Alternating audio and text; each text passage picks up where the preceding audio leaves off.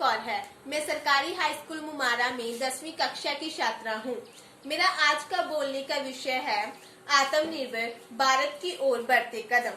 यह महोत्सव है आजादी के बलिदान का, नए संकल्पों के साथ का, आत्मनिर्भरता के आगाज का, भारत के विश्व गुरु के एहसास का, भारत के विश्व गुरु के एहसास का। 15 अगस्त 1947 को भारत ने अंग्रेजों की नींव उखाड़कर स्वतंत्रता प्राप्त की थी। हालांकि स्वतंत्रता के साथ साथ भारत को बंटवारे का दंश भी झेलना पड़ा था। अब भारत को आजाद हुए पूरे 7 दशक बीत चुके हैं। इन 7 दशकों में भारत ने हर क्षेत्र में विकास की उन्नति की है। कुछ सालों में भारत ने विदेशों पर अपनी निर्भरता को खत्म करने के उद्देश्य पर आत्मनिर्भरता की ओर कदम बढ़ा दिए हैं।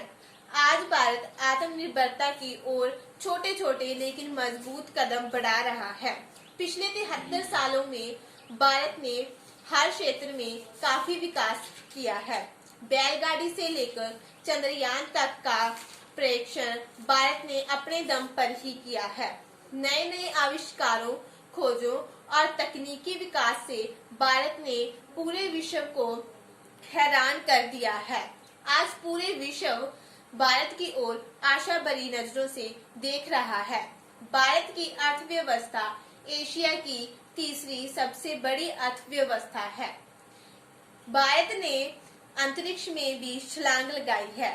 19 अप्रैल 1975 को इसरो ने अंतरिक्ष युग की दुनिया में प्रवेश कर एक कीर्तिमान रचा था। भारतीय वैज्ञानिकों ने देश के पहले 360 किलोग्राम वजनीय उपग्रह आर्यभट्ट को अंतरिक्ष में छोड़ा था।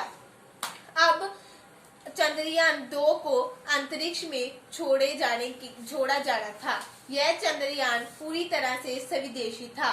इसके निर्माण से लेकर इसके डिजाइन तक का परीक्षण भारतीय वैज्ञानिकों के द्वारा ही किया गया था।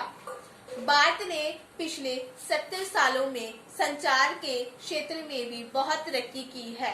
आज गांव-गांव में नेटवर्क और स्मार्टफोन पहुंच चुके हैं। पहले लोगों को बिलों की अदाई करने के लिए घंटा लाइनों में खड़ना पड़ता था, लेकिन अब वह घर बैठे ही बिलों की अदाई कर सकते हैं। भारत सरकार ने स्टार्टअप योजना की भी शुरुआत की है। इस योजना के तहत वह नौजवानों को प्रोत्साहित करते हैं कि वह स्वरोजगार करें, ताकि भारत के अंदर ही निर्माण किया जा सके। भारत के अंदर ही नई नई चीजों का निर्माण किया जा सके और भारत की अर्थव्यवस्था को और मजबूत बनाया जा सके। भारत ने कृषि क्षेत्र में भी बहुत उन्नति की है।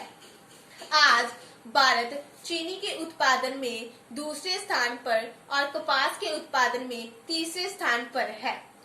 भारत में पशुधन भी संपन्न है। भारत में दूध और मक्खन का उत्पादन भी बहुत होता है। भारत ने आईटी के क्षेत्र पर उल्लेखनीय उपलब्धियां कर विश्व को हैरान कर दिया है।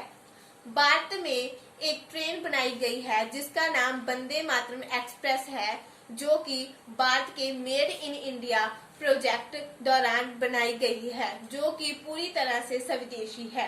भारत की स्वतंत्रता से लेकर आज तक का विकास की यात्रा बहुत सफल रही है, चाहे वो किसी भी क्षेत्र से संबंधित क्यों ना हो। जैसे जैसे भारत आगे बढ़ता जा रहा है, वह अपने पूर्वजों के दिए हुए संस्कारों को भी अपने साथ ही लेकर जा रहा है। अगर भारत को एक महाशक्ति के रूप में देखना है तो भारत की अर्थव्यवस्था को और मजबूत बनाना होगा। जय हिंद, धन्यवाद।